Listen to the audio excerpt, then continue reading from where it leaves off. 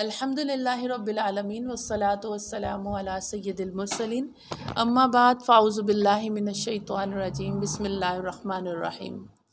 رب اشرح لی صدری ویسر لی امری واحلل عقدۃ من لسانی یفقہوا قولی۔ حضرت امام حسن رضی اللہ تعالیٰ عنہ حضور نبی پاک صلی اللہ علیہ وآلہ وسلم کے نواسے، آپ کے شہزادے سیدہ خاتون جنت کے بیٹے حضرت علی کے بیٹے۔ آپ کے متعلق کہا جاتا ہے کہ آپ حضور پاک صلی اللہ علیہ وسلم سے بہت زیادہ ملتے تھے، مشاہبت بہت زیادہ تھی۔ نبی پاک صلی اللہ علیہ وسلم کی طرح آپ کا چلنا، اور نبی پاک صلی اللہ علیہ وآلہ وسلم آپ امام حسن کو سونگھتے تھے کہ یہ جو ہے مجھے ان سے جنت کی خوشبو آتی ہے۔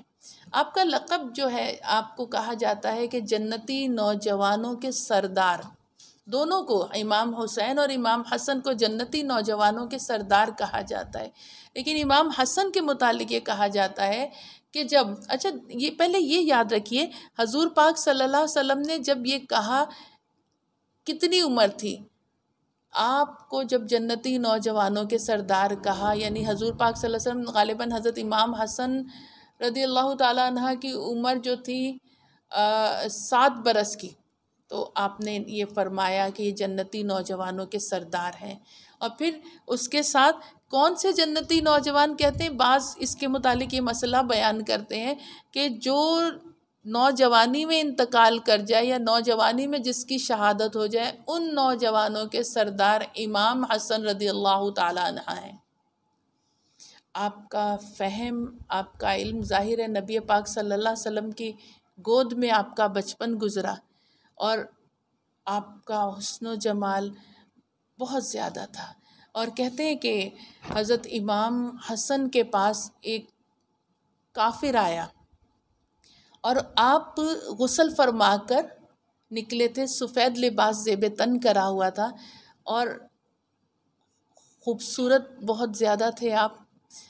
آل رسول۔ اور اس کافر نے، وہ کافر جو تھا، اس کا حلیہ بڑا پسماندہ سا تھا، بہت زیادہ حلیہ خراب تھا۔ اس کافر نے کہا کہ میں نے ایک حدیث سنی ہے،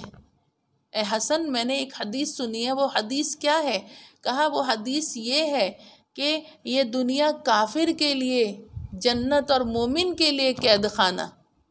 کہا ہاں بالکل ٹھیک ہے۔ تو کہا لیکن آپ اپنے آپ کو دیکھیں اور مجھے دیکھیں، آپ دیکھیں آپ کا لباس، آپ کا حسن و جمال، اور میرا حال دیکھیں کہ میں فاقوں سے ہوں اور میرے پاس کوئی کام نہیں ہے، اور بھوک سے میرا چہرہ زرد ہو رہا ہے، اور میرے بکھرے بال اور میرا یہ حلیہ، تو مجھے یہ حدیث سمجھ میں نہیں آ رہی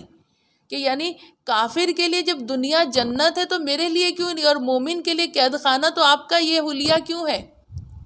تو امام حسن رضی اللہ تعالیٰ عنہ نے یہ فرمایا کہ بات سن، اصل میں تو اس حدیث کی گہرائی تک پہنچا ہی نہیں۔ تو اپنے اس حلیے کو اگر تو اپنے جہنم کے حالات سے ملائے،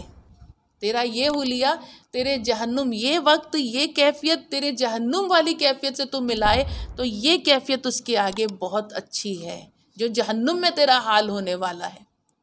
اس سے بہت اچھی ہے۔ اور میرا جو یہ حال ہے، اگر میرا جنت کا حال تو دیکھے تو میرا جنت کا حال جو ہے وہ اس حال سے بہت اچھا ہوگا۔ تو یہ حدیث اس طرح ہے، یعنی کیوں نہ ہو یہ علم، یہ فہم، یہ فراست نبی پاک صلی اللہ علیہ وسلم کی گود مبارک میں جن کا بچپن گزرا، سیدہ خاتون جنت کی جنہوں نے دودھ پیا اور جن کی گود میں جن کا بچپن گزرا، حضرت علی شیر خدا جن کے والد تھے، ان کا یہ باب العلم، جن کے والد تھے ان کا یہ علم تھا، یہ ان کا معاملہ تھا۔ اور حضور نبی پاک صلی اللہ علیہ وآلہ وسلم یہ فرمایا کرتے تھے کہ یہ میرا بیٹا حسن میری امت کے 2 گروہوں میں صلح کا باعث بنے گا۔ نبی پاک صلی اللہ علیہ وسلم نے یہ خبر دے دی تھی کہ میرا یہ بیٹا کیا ہے، 2 گروہوں میں صلح کا باعث بنے گا۔ اور ایسا ہی ہوا، جب ایک جنگ ہونے لگی تھی، اس میں بھی آپ اس کا باعث بنے صلح کا۔ آپ نے خلافت کو چھوڑ دیا، اور کہا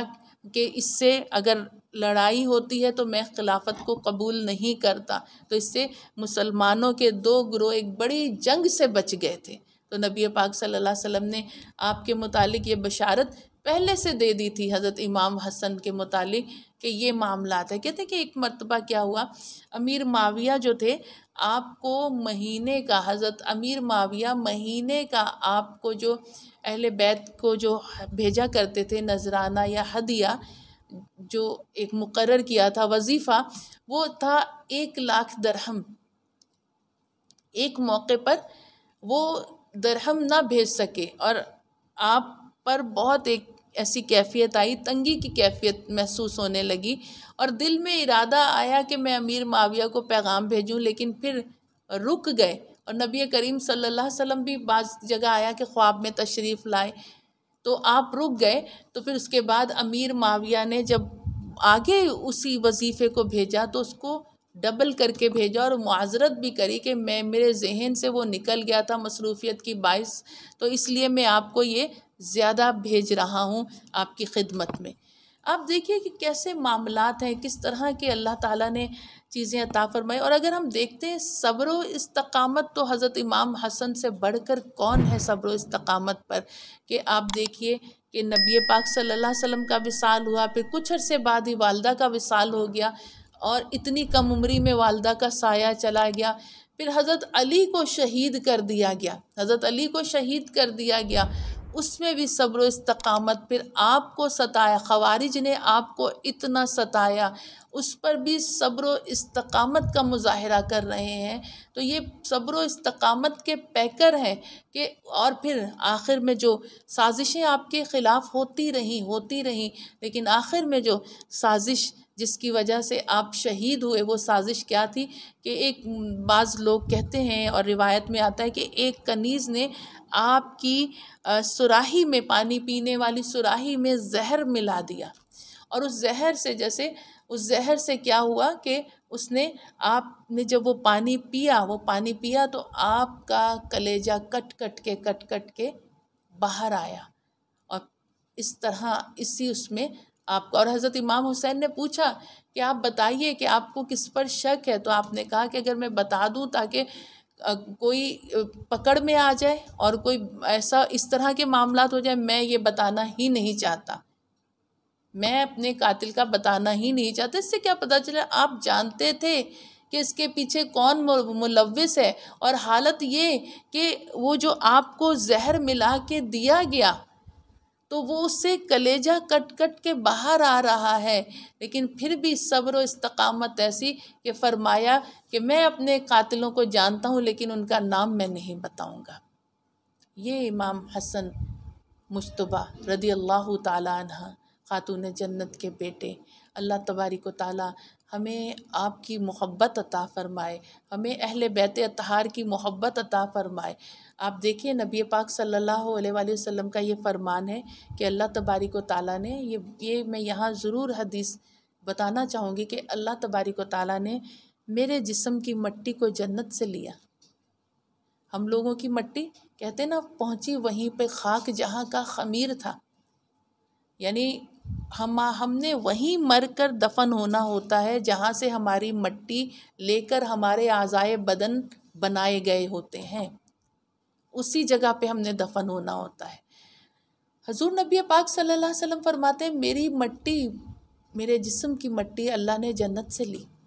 اور اس مٹی کو نہر تسنیم میں غوطوں پر غوطے دیے، اور پھر اس سے میرے جسم کو تیار کرا، بنایا، اور جو باقی ماندہ تھی اس سے میرے اہل بیت کو بنایا۔ یہ شان ہے اہل بیت اطہار کی۔ نبی پاک صلی اللہ علیہ وآلہ وسلم بے پناہ محبت فرمایا کرتے تھے۔ دیکھیں دنیا کا ایک اصول ہے، آپ کا دوست، آپ کا کوئی قریبی عزیز، آپ کے والدین، آپ کے بہن بھائی یا آپ کا دوست جس چیز سے محبت کرے، جو چیزیں اس کو پسند ہوں، جو رشتے اس کو پسند ہوں، جو رشتے اس سے ناطے، اس سے تعلق ہو، اس کو ہم نے بھی ان سے محبت کرنی ہے۔ یہ دستور ہے دنیا کا، یہ ایک اصول ہے۔ تو جو میرے نبی کریم صلی اللہ علیہ وسلم کے دل کے اتنے قریب ہیں، جن کو میرے نبی سونگھا کرتے تھے، تو ان سے ہمیں بھی محبت ہونی چاہیے۔ اور اللہ تعالیٰ قرآن کریم میں ارشاد فرماتا ہے محبوب یہ کہہ دیجئے کہ اس تبلیغ پر میں تم سے کچھ اجر نہیں مانگتا، یا یہ تبلیغ کر رہا ہوں جو تمہیں دین کی باتیں بتا رہا ہوں، جو وحی الہی تمہیں سمجھا رہا ہوں، اس پر مجھے کوئی اجری لا اجری، مجھے کوئی اجر نہیں چاہیے سوائے یہ کہ میری اطرت سے محبت کرو، یعنی میرے اہل بیت سے محبت کرو، میں صرف تم سے یہ چاہتا ہوں۔ تو اللہ تعالیٰ اس آیت کی برکت سے، نبی پاک صلی اللہ علیہ وسلم کے محبت کی برکت سے ہمارے دلوں میں اہل بیت اطہار کی، ہماری اولادوں کے دلوں میں، ہماری نسلوں کے دلوں میں اہل بیت اطہار کی ایسی محبت اجاگر کرے، ایسی محبت اجاگر کرے کہ روز محشر ہمارا شمار اہل بیت اطہار کے کنیزوں اور غلاموں میں ہو۔ وآخر الدعوانا ان الحمد للہ رب العالمین وصدق اللہ العظیم۔